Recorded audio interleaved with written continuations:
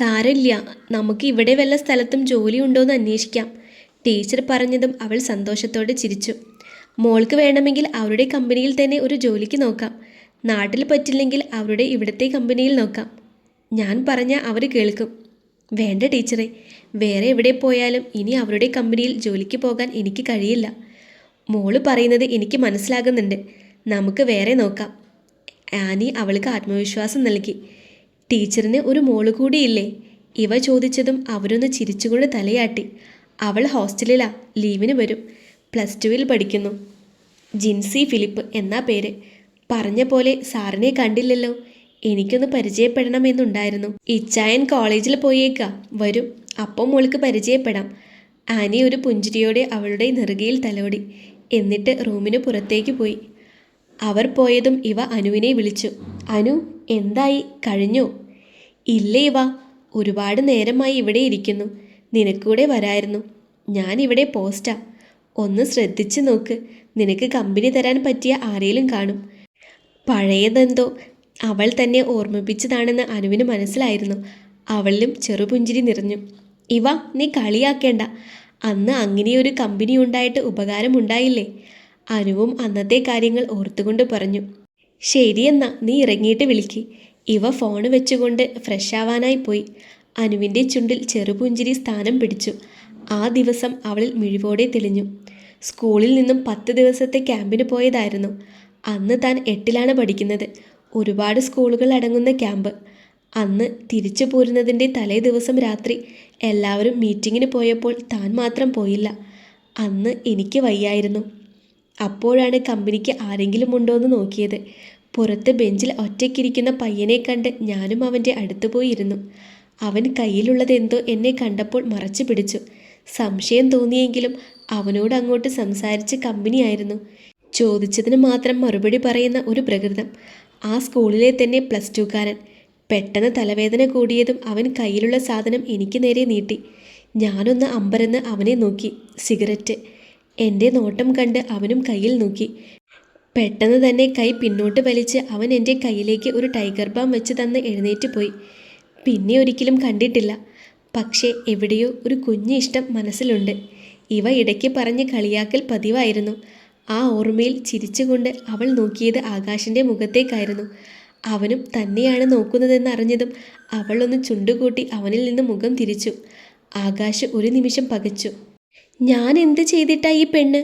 അവൻ പിറുപിറുത്തു. അല്പസമയം കൂടി കഴിഞ്ഞതും അമ്മു ഇറങ്ങി വന്നു. വാടി അവളുടെ മുഖം കണ്ട് അനുവിന് വേവലാതിപ്പെട്ടു. സോറി ചേച്ചി, എല്ലാരെയും ബുദ്ധിമുട്ടിച്ച് ഇവിടെ കൊണ്ട് വന്നിട്ട് എനിക്കൊന്നും കിട്ടിയില്ല. കണ്ണുകൾ നിറച്ച് അമ്മു പറഞ്ഞതും അനു അവളുടെ തലയ്ക്ക് ചെറുതായി മേടി. പൊട്ടി, ഇതിനാണോ നീ കരയണേ? കിട്ടിയാ കിട്ടി, പോയാ പോയി. പങ്കെടുത്തില്ലേ, അത് മതി. ചെറിയ പിള്ളേരെ പോലെ കരയാതെ. അവളെ സമാധാനിപ്പിച്ച് കൂടെ കൊണ്ടുപോകുമ്പോൾ അവർക്ക് പിന്നിൽ നിന്ന് ആകാശമൊന്ന് ചിരിച്ചു. സഹായം എന്ന് പറഞ്ഞ് ഇവയും മൈനയും കൂടി അടുക്കളയിൽ കൂടി. ഓരോന്ന് മിണ്ടിയും പറഞ്ഞ് അവർ പണികളിൽ ഏർപ്പെട്ടു. ഫോൺ ബെല്ലടിക്കുന്ന ശബ്ദം കേട്ടതും ആനി ഹാളിലേക്ക് പോയി. ഗ്യാസ് പൂട്ടിക്കൊണ്ട് ഇവയും അവരുടെ പിറകിലായി നടന്നു. ഹലോ, ആ മഹി ഇവിടെയുണ്ട്. അതും പറഞ്ഞുകൊണ്ട് അവർ മഹിയെ നീട്ടി വിളിച്ചു. മഹി! എന്താ അമ്മച്ചി? ചിരിയോടെ താഴേക്ക് വന്നവൻ ഹാളിലിരിക്കുന്നവളെ കണ്ട് മുഖം വീർപ്പിച്ചു. ഇവയും അവനെ നോക്കി ഒന്ന് പുച്ഛിച്ചു. ആരാ? അക്ഷരയാ. നിന്റെ ഫോണിലേക്ക് വിളിച്ചപ്പോൾ നിന്നെ കിട്ടിയില്ലെന്ന് പറഞ്ഞു. ഫോണ് അവന് നൽകിക്കൊണ്ട് അവർ പറഞ്ഞു. ഹലോ അച്ചു, പറ്റില്ലേ നീ ഇങ്ങോട്ട് പോര്. ഇവിടെ ആകാശിൻ്റെയോ അല്ലെങ്കിൽ സണ്ണിയുടെയോ വീട്ടിൽ നിൽക്കാം. അത് പറയുമ്പോൾ അവൻ ഇവയെ ഇടം കണ്ണിട്ട് നോക്കി. അവളിൽ പ്രത്യേകിച്ച് മാറ്റമൊന്നുമില്ലെന്ന് കാണെ മഹി ഫോൺ വെച്ചു. എന്താ അച്ചു പറയുന്നത് മഹി? എന്ത്? അവൾക്ക് കല്യാണം ഇപ്പോൾ വേണ്ടെന്ന്. അവിടെ നിന്നാ അവളെ പിടിച്ച് കെട്ടിക്കുന്ന്. ഇങ്ങോട്ട് വന്നോട്ടെ. അക്ഷര ഇവൻ്റെ ആൻറ്റിയുടെ മോളാ. ആനി പറഞ്ഞതും ഇവ വെറുതെ തലയാട്ടി. അനു വന്നതും അവൾ എല്ലാ കാര്യങ്ങളും പറഞ്ഞിരുന്നു. ഓ, കുരിശുകളെല്ലാം നിന്റെ മേലേക്ക് ഒരുമിച്ചാണല്ലോ ഇവ. ടെൻഷനോടെ ഇരിക്കുന്ന ഇവയെ നോക്കി അനു പറഞ്ഞു. അമ്മു ആണേൽ ഒന്നും മനസ്സിലാവാതെ അവരെ നോക്കിയിരുന്നു. ഇനി എന്ത് ചെയ്യും അനു? നാട്ടിൽ പറ്റാഞ്ഞിട്ടാ ഇങ്ങോട്ട് വന്നത്. അപ്പോൾ എല്ലാം എൻ്റെ പിന്നാലെ ഇങ്ങോട്ട്. ഇവ വിഷമത്തോടെ പറഞ്ഞു. എന്തായാലും വൈകുന്നേരത്തെ ട്രെയിനിൽ ഞങ്ങൾ പോകും. നീ ഇത് പിടിക്ക്. കൂടുതലൊന്നുമില്ല, 5000 ഉണ്ട്. വേഗം ഒരു ജോലി നോക്ക്. എന്നിട്ട് ഇവിടുന്ന് മാറണം. ഇത് നമ്മുടെ ടീച്ചറുടെ വീടാ ഇവ. കൂടുതൽ ഇവിടെ നിൽക്കാൻ പറ്റില്ല. അനു കയ്യിലുള്ള പണം ഇവയെ ഏൽപ്പിച്ചുകൊണ്ട് പറഞ്ഞു. ഇത് വേണ്ടേ അനു? 5000 നന്ദു എൻ്റെ അക്കൗണ്ടിൽ ഇട്ടിട്ടുണ്ട്. അവൻ്റെ ഫ്രണ്ടിൻ്റെ കയ്യിൽ നിന്ന് വാങ്ങിയതാ. തൽക്കാലം അത് മതി. നീ അവിടെ ചെന്ന് കാശില്ലാതെ ബുദ്ധിമുട്ടും. അങ്ങനെയൊന്നുമില്ല. നോക്കിയേ, അവിടെ നിനക്ക് ചുറ്റും ഒരുപാട് പേരുണ്ട്. നമ്മുടെ നാടാ. പക്ഷേ നീ അങ്ങനെയല്ല. ഒന്ന് പിടിച്ചു നിൽക്കാൻ ഇത് കയ്യിൽ വേണം. അനു അവളെ പറഞ്ഞു മനസ്സിലാക്കി. ആ, ഇവിടെ ഇരിക്കുക, വര് കഴിക്കാം. ആനി വന്ന് വിളിച്ചതും മൂവരും കഴിക്കാനായി നടന്നു. നിങ്ങൾ എപ്പോഴാ പോകുന്നത്? കഴിച്ചുകൊണ്ടിരിക്കുമ്പോൾ ആനി അനുവിനെ നോക്കി ചോദിച്ചു. ഉടനെ പോണം. ചെറുപുഞ്ചിരിയോടെ പറയുമ്പോൾ തന്നെ നോക്കിയിരിക്കുന്ന ആകാശിന് നേരെ ഒന്ന് കൂർപ്പിച്ചു നോക്കാൻ അവൾ മറന്നില്ല. ഇവ കഴിക്ക്, ആനി അവളെ നോക്കിക്കൊണ്ട് പറഞ്ഞു. അവൾക്ക് വല്ലാത്ത ബുദ്ധിമുട്ട് തോന്നി. പഠിക്കുന്ന സമയം അത്രയും ആത്മബന്ധമായിരുന്നു ടീച്ചറോട്. പക്ഷേ ഇപ്പോൾ എന്തോ ഒരു അകലം. അവൾ മനസ്സിലോർക്കുമ്പോഴും മഹി ഇവയ്ക്ക് നേരെ തന്നെയായിരുന്നു നോട്ടം. ഇരിക്കുന്ന ഇരിപ്പ് കണ്ടില്ലേ? എൻ്റെ എല്ലാ പ്രശ്നങ്ങൾക്കും കാരണം ഇവൾ ഒറ്റൊരുത്തിയാണ്. പല്ല് കടിച്ചുകൊണ്ട് അവൻ പാത്രത്തിലേക്ക് മിഴികൾ നട്ടു. കഴിച്ചു കഴിഞ്ഞ് എഴുന്നേറ്റ് ഇരുവരും ഉമ്മറത്തേക്ക് നടന്നു. പുറത്തിറങ്ങി വാ ഇവ, നമുക്ക് ഇവിടെയൊക്കെ ഒന്ന് കാണാം. അവിടെ ചെറിയ തോട്ടമുണ്ടെന്ന് തോന്നുന്നു. മുറ്റത്തേക്കിറങ്ങി അവൾ ഇവയെ വിളിച്ചു. ഇവയും അവൾക്ക് പുറകിലിറങ്ങി. നീ വരുന്നോ അമ്മു? ആലോചനയോടെ ഇരിക്കുന്ന അമ്മുവിനെ നോക്കി ഇവ തിരക്കി. ഞാനില്ല, എനിക്ക് മടിയാ. നിങ്ങൾ പോയി വാ, അമ്മു മുഖം ചുളിച്ചു പറഞ്ഞു. അനു ഒന്ന് ദേഷ്യത്തോടെ നോക്കിയതും അമ്മു അവളെ നോക്കി പല്ലിളിച്ച് കാണിച്ചു. ഇവയ്ക്ക് അമ്മുവിൻ്റെ പ്രവൃത്തി കണ്ട് ചിരി വന്നു പോയി. മതി, നീ വന്നേ, അനുവിൻ്റെ കൈപിടിച്ച് വലിച്ചുകൊണ്ട് ഇവ പറഞ്ഞു. അവർ പോയപ്പോൾ അമ്മുവിനടുത്തേക്ക് സണ്ണിയും മഹിയും വന്നിരുന്നു. അവൾ തൻ്റെ ഇരുവശത്തും ഇരിക്കുന്നവരെ ഒന്ന് നോക്കി. മോളെ എത്രയിലാ പഠിക്കുന്നേ? അവൾ സണ്ണിയുടെ ചോദ്യം കേട്ടൊന്ന് മിഴിച്ചു. എന്നോട് തന്നെയാണോ എന്ന നിലയ്ക്ക് അവൾ തൻ്റെ ചുറ്റിനും ഒന്ന് നോക്കി. ഞാൻ ഡിഗ്രി. അത് മോളുടെ ചേച്ചിമാരല്ലേ? അവർ എവിടെയാ ജോലി ചെയ്യുന്നേ? വീട്ടിലൊക്കെ എങ്ങനെ? ജോലി ചെയ്ത് പണമൊക്കെ കിട്ടുന്നുണ്ടോ? മഹി അനുനയത്തോടെ തിരക്കി. അവർ ഒരു കമ്പനിയിലാ, മാസ് ഡിസൈനിങ്. ഇപ്പോൾ വീട്ടിലെ കാര്യം കുറച്ച് കഷ്ടത്തിലാ. ഇവേച്ചിയെ കമ്പനിയിൽ നിന്നും പുറത്താക്കി. അനുചേച്ചിയാണ് ഇപ്പോൾ വീട്ടിലെ കാര്യങ്ങൾ നോക്കുന്നത്. അച്ഛനൊക്കെ കൃഷിപ്പണിയാ, അറിയാലോ. ചിലപ്പോൾ ഒന്നും ഉണ്ടാവില്ല. ഇവേച്ചിക്ക് ഒരു അനിയനും അനിയത്തിയുമുണ്ട്. അവരുടെ പഠിപ്പും വീട്ടിലെ കാര്യങ്ങളും അങ്ങനെ ഒത്തിരി ബുദ്ധിമുട്ടുണ്ട്. പോരാത്തതിന് ഇവേച്ചിയെ കമ്പനിയിലെ മോഷണത്തിൻ്റെ പേരിൽ വീട്ടിൽ നിന്നും പോലീസ് പിടിച്ചുകൊണ്ടുപോയി. ഞങ്ങൾക്കറിയാം ചേച്ചി ഒരു തെറ്റും ചെയ്യില്ലാന്ന്. പക്ഷേ നാട്ടുകാരുടെ വായ മൂടിക്കെട്ടാൻ പറ്റില്ലല്ലോ. ഇവേച്ചി ഒരുപാട് കരഞ്ഞു. ഒരു ജോലി പോലും കിട്ടാതെ ആയപ്പോൾ ആണ് ഇങ്ങോട്ട് വന്നേ, ഇവിടെ വല്ലതും കിട്ടുമോ എന്ന് നോക്കാൻ. ഞങ്ങൾ പോയി കഴിഞ്ഞാൽ ഇവേച്ചിയെ നോക്കിക്കോണേ, അമ്മു വിഷമത്തോടെ പറഞ്ഞുകൊണ്ട് അകത്തേക്ക് കയറിപ്പോയി. സണ്ണി മഹിയെ നോക്കി. അവൻ വിദൂരതയിലേക്ക് നോക്കിയിരിക്കുകയാണ്. നീ കേട്ടോ? സണ്ണി മഹിയെ തട്ടിക്കൊണ്ട് ചോദിച്ചു. സണ്ണി, ഇടയിൽ നിന്ന് ആരൊക്കെ കളിച്ച പോലെ. നമ്മുടെ കണ്ണ് മൂടിക്കെട്ടി അവർ കരുക്കൾ വേഗത്തിൽ നീക്കിയിട്ടുണ്ട്. അതിലെ അവരുടെ ഇരയായിരിക്കണം അവന്തിക. നീ പറഞ്ഞു വരുന്നത് എന്താ? സണ്ണി നേരിയ സംശയത്തോടെ ചോദിച്ചു. ആ റാവുത്തറെ ശരിക്കൊന്ന് കാണണം. മുഖത്തെ മീശയൊന്ന് പിരിച്ചുകൊണ്ട് മഹി പറഞ്ഞു. പോകാനിറങ്ങുമ്പോൾ അനു കരഞ്ഞുകൊണ്ട് ഇവയെ പുണർന്നു. ഒരിക്കലും ഇത്ര അകലത്തിൽ നിന്നിട്ടില്ല. ഒരു വിളിക്കപ്പുറം കൂടെ ഉണ്ടായിട്ടുണ്ട്. ഇവളില്ലാതെ എങ്ങനെ മുന്നോട്ട്? ഇവ വേദനയോടെ ചിന്തിച്ചു. ചില സുഹൃത്ത് ബന്ധങ്ങൾ അങ്ങനെയാണ്. അകലാൻ പോലും കഴിയാത്ത വിധം നമ്മളെ അടിമപ്പെടുത്തും. ചില പ്രണയങ്ങൾക്കുമപ്പുറം. ആകാശിൻ്റെ കൂടെ റെയിൽവേ സ്റ്റേഷനിലേക്ക് പോകുമ്പോൾ അമ്മു വാത്തോരാതെ അവനോട് സംസാരിക്കുന്നുണ്ട്. എന്നാൽ നീറിപ്പുകയുന്ന ഉള്ളം തണുപ്പിക്കാൻ അനുവിന് കഴിയുന്നുണ്ടായിരുന്നില്ല.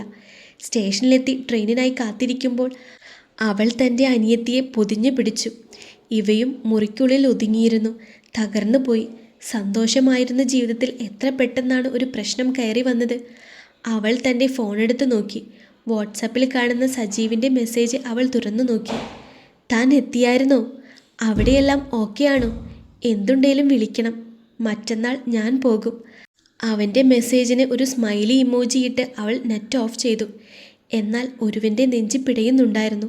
മറുപടി പ്രതീക്ഷിച്ചിരുന്നവൻ്റെ ഹൃദയം പാടെ അവൾ അവഗണിച്ചു പോയിരുന്നു. സജീവ് ഒന്ന് ചിരിച്ചുപോയി.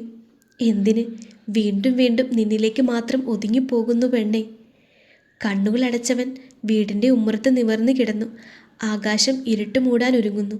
കയ്യിലുള്ള പുസ്തകം തുറന്നവൻ അതിൻ്റെ ആദ്യ വരിയിലേക്ക് മിഴികൾ ചലിപ്പിച്ചു.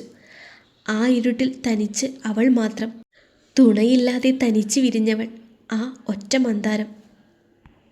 എനിക്ക് തന്നോടൊന്ന് സംസാരിക്കണം. രാത്രിയിൽ മുറിക്കകത്ത് പുസ്തകം വായിച്ചിരിക്കുമ്പോഴാണ് മഹി അകത്തേക്ക് കയറി വരുന്നത്. അവൾ പിടഞ്ഞുകൊണ്ട് എഴുന്നേറ്റു. എടോ, താൻ എന്ത് കരുതിയാ മുറിക്കുള്ളിൽ കയറിയേ? അറ്റ്ലീസ്റ്റ് ഒന്ന് വിളിച്ചു വരണ്ടേ? ഞാനൊരു പെൺകുട്ടി, തനിച്ചാ. അവൻ്റെ വരവ് ഇഷ്ടപ്പെടാതെ ശബ്ദമുയർത്തി അവൾ പറഞ്ഞു. പിന്നെ എൻ്റെ ഫ്രണ്ടിൻ്റെ വീട്. എനിക്ക് എവിടെ വേണേലും കയറാനുള്ള അധികാരം അവൻ തന്നിട്ടുണ്ട്. അവനും വിട്ടുകൊടുക്കാൻ തയ്യാറാവാതെ പറഞ്ഞു.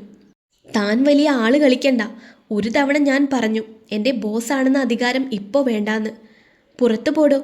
അവനോട് അത്രയും ദേഷ്യമുണ്ടായിരുന്നു അവൾക്ക്. അവൻ ഒറ്റൊരാൾ കാരണമാണ് താൻ വീടും നാടും വിട്ട് ഇങ്ങനെ തനിച്ച്. ഹൃദയത്തിൽ നിന്നും ആരോ ഉയർന്നു പറയുന്നു. ദേഷ്യത്തോടെ നിന്ന് കത്തുന്നവളെ നോക്കി പല്ല് കടിച്ച് അവൻ റൂമിൽ നിന്നും ഇറങ്ങി. സ്റ്റെയറിൽ നിന്നും മുറിക്കകത്തേക്ക് പോകുന്ന സണ്ണിയെയും ആകാശിനെയും കണ്ട് മഹി അവർക്ക് നേരെ നടന്നു. കോപ്പ്. അവരുടെ ഒരു ഒത്തുതീർപ്പും ക്ഷമയും. നിങ്ങൾ പറഞ്ഞിട്ടല്ലേടാ ഞാൻ അവളോട് മാപ്പ് പറയാൻ പോയത്? മഹി രൂക്ഷമായി നോക്കിക്കൊണ്ട് പറഞ്ഞതും ആകാശ് ഒന്നും അറിയാത്ത കണക്കെ ഫോണിലേക്ക് നോക്കിയിരുന്നു. സണ്ണി കാര്യമായി കയ്യിൻ്റെ ഉള്ളിലേക്ക് നോക്കിയിരുന്നു. താൻ ചോദിച്ചിട്ടും പ്രതികരണമില്ലാത്തത് കാണെ മഹി സണ്ണിയെ ദേഷ്യത്തോടെ ഒന്ന് ചവിട്ടി. അവൻ ഫോണിൽ നോക്കിയിരിക്കുന്ന ആകാശിൻ്റെ മേലേക്ക് വീണു. ആകാശ് അവൻ്റെ മേലെ നിന്നും സണ്ണിയെ തള്ളി മാറ്റി.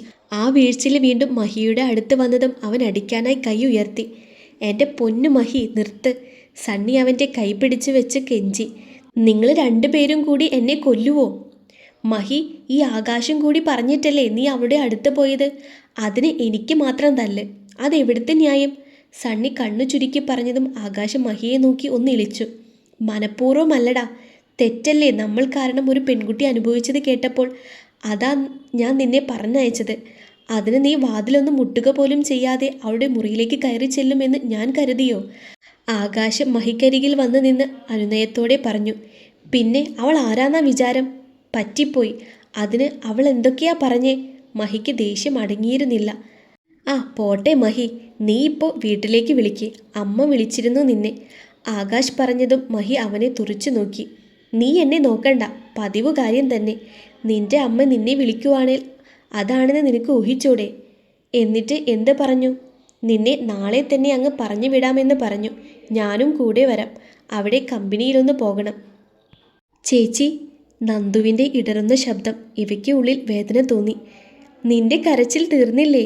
ഞാനൊരു ജോലിക്ക് പോന്നതാ, അല്ലാതെ നിങ്ങളെയൊന്നും വേണ്ടെന്ന് വെച്ചതല്ല. എവിടെ നീനു? പഠിക്കുന്നുണ്ടോ അവള്? ഇവിടെ ഉണ്ട് ചേച്ചി, പഠിക്കുന്നുണ്ട്. നോക്കിക്കോളാം ഞാൻ.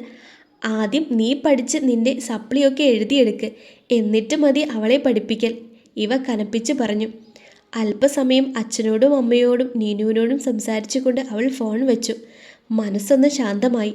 അനുവിനെ കൂടി വിളിച്ചത് കൊണ്ട് അത്രയും ആശ്വാസം. വാട്സപ്പ് എടുത്ത് വെറുതെ നോക്കി. സജീവിൻ്റെ നമ്പർ കാണെ അവൾ വെറുതെ എടുത്ത് നോക്കി. മുന്നേ ചെയ്തിരുന്ന ചാറ്റുകൾ അധികമില്ല. ഏതോ ഒരു ഹർത്താൽ ദിവസം ബസ് ഉണ്ടോയെന്ന് ചോദിച്ചത്, പിന്നെ നന്ദുവിൻ്റെ ബൈക്കിനെ കുറിച്ച്, പിന്നെ രാവിലെ അയച്ച മെസ്സേജ്. പെട്ടെന്ന് പരിചയമില്ലാത്ത ഒരു നമ്പറിൽ നിന്നും മെസ്സേജ് വന്നതും അവളത് തുറന്നു നോക്കി. സോറി അവന്തിക, നേരത്തെ അത് പറയാൻ വന്നതാ, പക്ഷേ കയ്യിൽ നിന്ന് പോയി. തെറ്റ് പറ്റിയിട്ടുണ്ട് തനിക്ക്. ഞാൻ ക്ഷമ ചോദിക്കേണ്ട ആവശ്യമില്ല, പക്ഷേ എനിക്ക് പറ്റിയ തെറ്റിന് ഞാൻ ക്ഷമ ചോദിച്ചേ പറ്റൂ. അതുകൊണ്ട് താൻ ക്ഷമിക്കേ.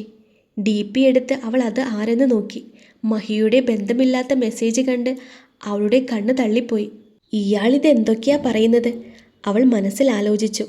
ഓർമ്മയിൽ അവൻ്റെ പരുങ്ങിയ മുഖം, മറച്ചു പിടിച്ച ഗൗരവം നടിച്ചതെല്ലാം ഓർക്കെ ചിരി വന്നു പോയി അവൾക്ക്. പക്ഷേ വീട്ടുകാരെ വിട്ടു വന്നതോർക്കെ ആ ചിരി മാഞ്ഞുപോയി. അവൻ അയച്ച മെസ്സേജിന് ഒരു പുച്ഛം നൽകി അവൾ നെറ്റ് ഓഫ് ചെയ്തു. എന്നാൽ മറുപുറം മഹി അറിയാതെ അവൻ്റെ ഫോണിൽ തല കുനിച്ച് നിൽക്കുന്ന ആകാശും സണ്ണിയും അവളുടെ മറുപടി കണ്ട് മുഖത്തോട് മുഖം നോക്കി. ഒന്ന് നിശ്വസിച്ചുകൊണ്ട് ഇരുവരും തല ഉയർത്തിയതും അവിടെ തങ്ങളെ നോക്കി നിൽക്കുന്ന മഹിയെയാണ് കാണുന്നത്.